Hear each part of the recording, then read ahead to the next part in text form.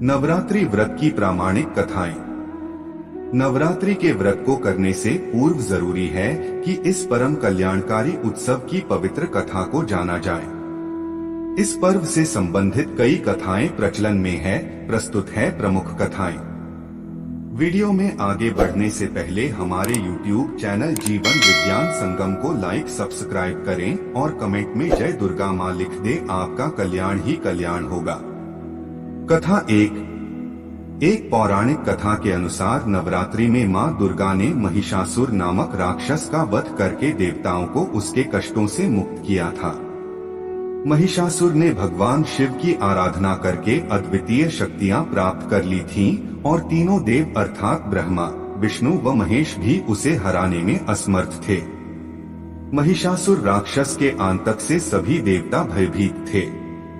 उस समय सभी देवताओं ने अपनी अपनी शक्तियों को मिलाकर दुर्गा को अवतरित किया। अनेक शक्तियों के तेज से जन्मी माता दुर्गा ने महिषासुर का वध कर सबके कष्टों को दूर किया। कथा 2।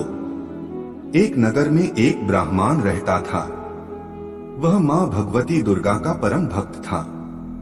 उसकी एक कन्या थी। ब्राह्मण नियम पूर्वक प्रतिदिन दुर्गा की पूजा और यज्ञ किया करता था।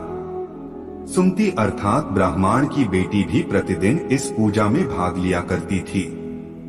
एक दिन सुमति खेलने में व्यस्त होने के कारण भगवती पूजा में शामिल नहीं हो सकी। यह देख उसके पिता को क्रोध आ गया और क्रोधवश उसके पिता ने कहा कि वह उसका विवाह किसी दरिद्र और कोढ़ी से करेगा।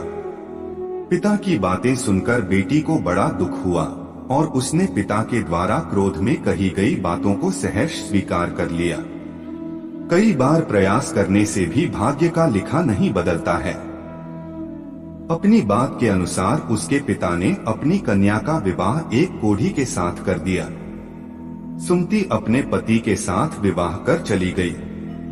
उसके पति का घर न होने के कारण उसे वन में घास के आसन पर रात बड़े कष्ट में बितानी पड़ी।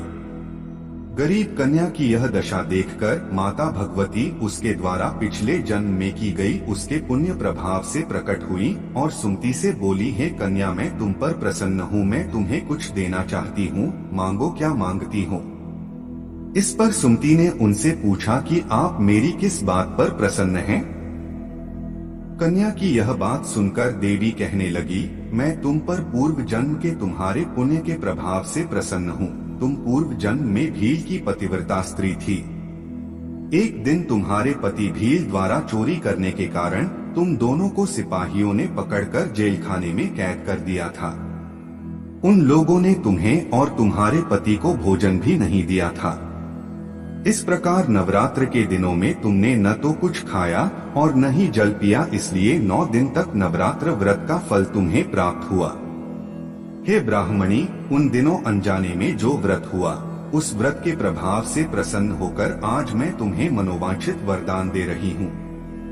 कन्या बोली कि अगर आप मुझ पर प्रसन्न हैं, तो कृपा करके मेरे पति का कोढ़ दूर कर दीजिए। माता ने कन्या की यह इच्छा शीघ्र पूरी कर दी।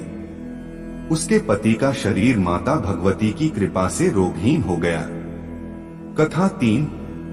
रामायण के एक प्रसंग के अनुसार भगवान श्री राम, लक्ष्मण, हनुमान व समस्त वानर सेना द्वारा आश्विन शुक्ल प्रतिपदा से नवमी तक 9 दिनों तक माता शक्ति की उपासना कर दशमी तिथि को लंका पर आक्रमण प्राप्त किया था।